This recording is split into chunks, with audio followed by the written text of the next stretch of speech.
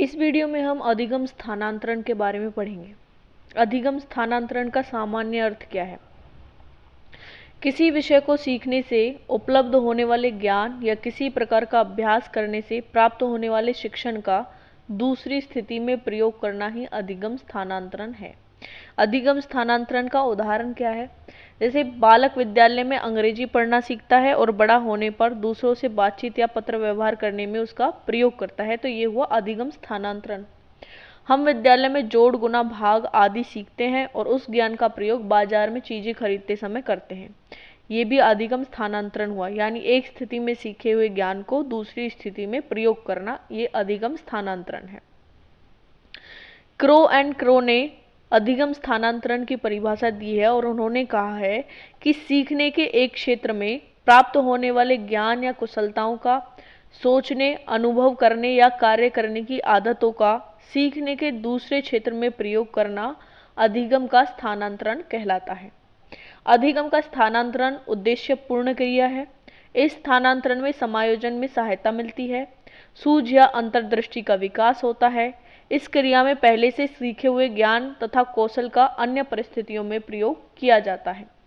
अधिगम स्थानांतरण या अंतरण के प्रकार। अधिगम स्थानांतरण के 3 प्रकार हैं। सबसे पहले है सकारात्मक या धनात्मक अधिगम स्थानांतरण, दूसरा है नकारात्मक या ऋणात्मक अधिगम स्थानांतरण, तीसरा है शून्य अधिगम स्थानांतरण। सबसे पहले पढ़ेंगे धनात्मक या सकारात्मक अधिगम स्थानांतरण किसे कहते हैं।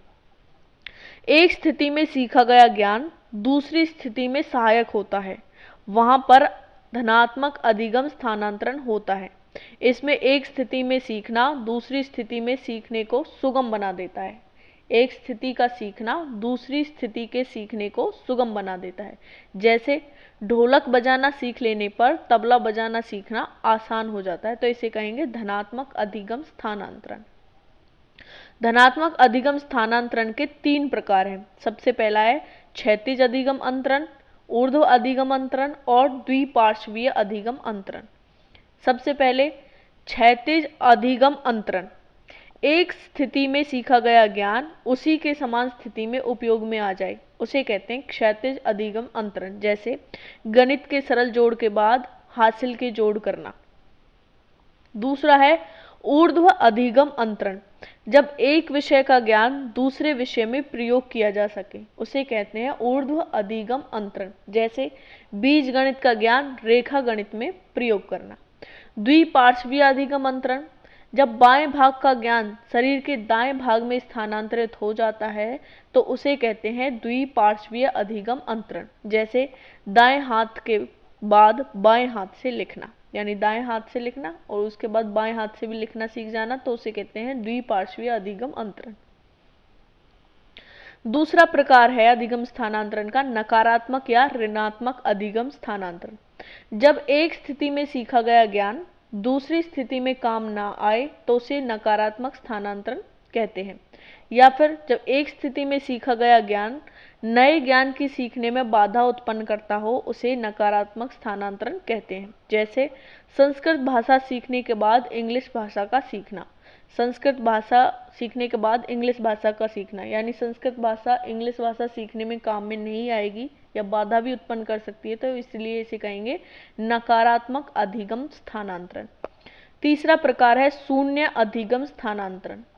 जब एक स्थिति में सीखा गया ज्ञान दूसरी स्थिति में ना तो सहायक बने ना ही बाधा बने, तो वह शून्य अधिगम स्थानांतरण कहलाता है। जैसे रहीम के दोहे के बाद कबीर के दोहे पढ़ना, यानी रहीम के दोहे कबीर के दोहे पढ़ने में ना तो बाधक बने और ना ही सहायक बने, तो इसीलिए इसे कहेंगे शून्य अधिगम स्थानांतरण। अधिगम स्थानांतरण के सिद्धांत। सबसे पहला है समान तत्व का सिद्धांत। इस सिद्धांत के प्रतिपादक है थॉर्नडाइक। इस सिद्धांत के अनुसार स्थानांतरण तभी संभव है जब दो विषयों में कुछ न कुछ समानता होती है। अगला है सामान्यीकरण का सिद्धांत। इस सिद्धांत के प्रतिपादक हैं C.H. जड। इनका विचार है कि जब एक छात्र किसी भी विषय में सामान्य सिद्धांत को भलीभांति समझ लेता है, तब उसमें अपने प्रशिक्षण को दूसरी परिस्थितियों में स्थानांतरित करने की क्षमता उत्पन्न हो जाती है। तीसरा सिद्धांत है सामान्य व विशिष्ट तत्व का सिद्धांत। इसके प्रतिपादक हैं स्पीयरमैन। इसके अन्य सिद्धांत भी हैं, जैसे मानसिक शक्तियों का सिद्धांत, नियमित अनुशासन का सिद्धांत और समान अंश का सिद्धांत।